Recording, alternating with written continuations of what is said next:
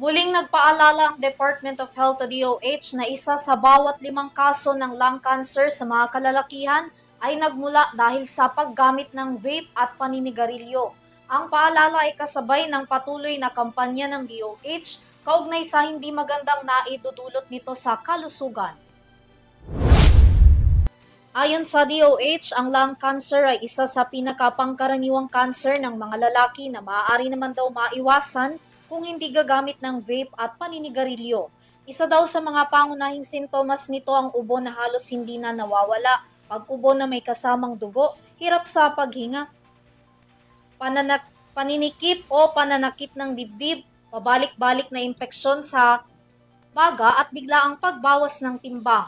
Matatandaan na bukod sa lung cancer mula sa patuloy na pagbe-vape at paninigarilyo, maaari rin daw itong magsanhi ng pagkamatay kung saan noong nakaraang taon sa kauna-unahang pagkakataon, nakapagtalang DOH ng unang kaso ng namatay dahil sa 2 taong paggamit ng vape.